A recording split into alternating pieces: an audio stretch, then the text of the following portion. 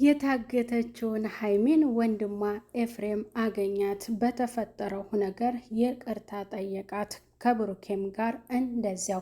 ተመልካችን በሙሉ ባደረኩት ነገር እኔ የሀይሚን ደህንነት ነው የምፈልገው፣ በዚያ ደግሞ እንደዚያ ያደረኩት ጥፋተኛ እንደሆንኩኝ ብዙዎቻችሁ ወቅሳችሁኛል፣ እኔም አውቃለሁ፣ ይቅርታ እጠይቃለሁ ብሎ ተመልካችንንም ይቅርታ ጠይቋል። ሀይሚ በጣም ደስ ብሏታል። በኔና በሀይሚ መካከል የሚወራ የማይወራ የምትገባበትና የማትገባበት ነገር አለ። እኔም ደግሞ በእናንተ በእህትና በወንድም መካከል ገብቼ ሀሳብ የማልሰጥበት ነገር ስላለ በወቅቱ ያደረከው ነገር ያም ጥሩ ባይሆንም ግን አሁን ላለንበት ጥሩ ሆኗል ሲል ብሩኬም ለኤፍሬም መልሶለታል። ሀይሚም ታግቼ ሳትደርስልኝ ወንድሜ ናፍቃኝ ነበር፣ አመሰግንሃለሁ ስላገኘሁ ስትል ኤፍሬም ነግረዋለች። ኤፍሬምም እንደዚያው ባደረኩት ነገር እኔ ስህተት እንደሆነ አውቃለሁኝ፣ ግን ደግሞ የትም ሆነ ምንም ይሁን እኔ የምፈልገው ያንቺን ሰላም ነበር። በወቅቱ እንደዛ ያደረኩት ላንቺ አስቤ ነው እንጂ ለሌላ አይደለም።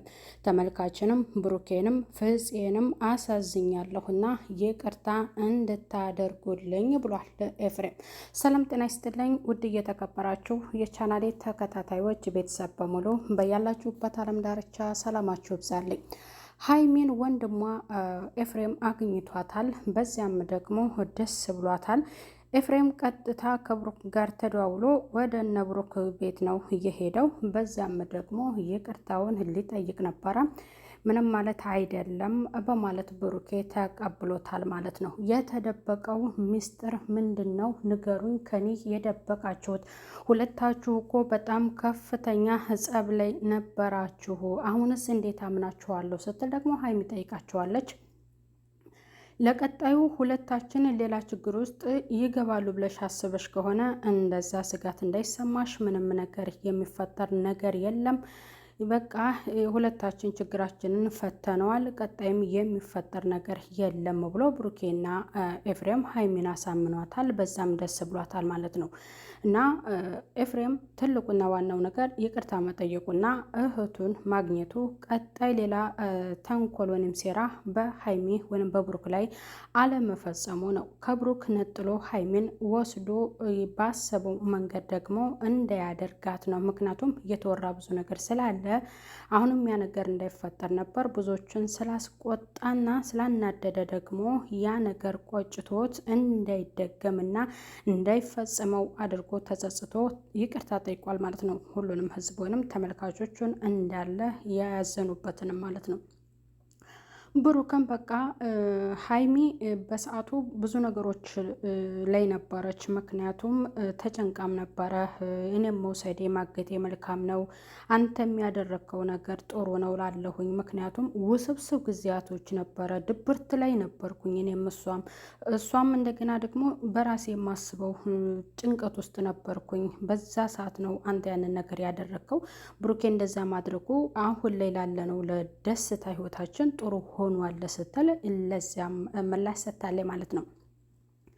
እነ አብሳላት በብሩክ ህይወት ገብታ በተናገረችው ነው ሀይሚ ተቀይማ የሄደችው ወይንም ወንድሟ የወሰዳትና እሱም በተደበረበት ሀይሚን በተጨነቀችበት ሰዓታት ውስጥ ነበረ ኤፍሬም ያንን ድርጊት እያደረገውና መጨረሻ ላይ ብሩኬ መውሰዱ አሁን ላይ ላሉት ጥሩ ሆኗል። ምክንያቱም ጠለፋው ጥሩ ሆኗል ለሀይሚ ወይንም ለብሩኬ ለሁለቱም አሁን ላይ ሳቅና ጨዋታ እንዲሁም ደስታ፣ ሁለቱም የተደባበሩበት ነገር የለም። በግልጽና በግልጽ ስለ ሽምግልናቸው ስለ ሰርጋቸው እየተወያዩ ባለበት ሰዓት ደግሞ ወንድምየው ይህ ነገር ከተፈጠረና ሁለቱ እንደዚህ ካደረጉ እኔ ይቅርታ ማላደርግበት እኔ ማን ሆኜ ነው ብሎ በዛ ምላሽ ሰጥቶ እነሱ ጋር ሄዱ። እንግዲህ ሁለቱም ጋር ይቅርታ ጠይቋቸዋል ማለት ነው።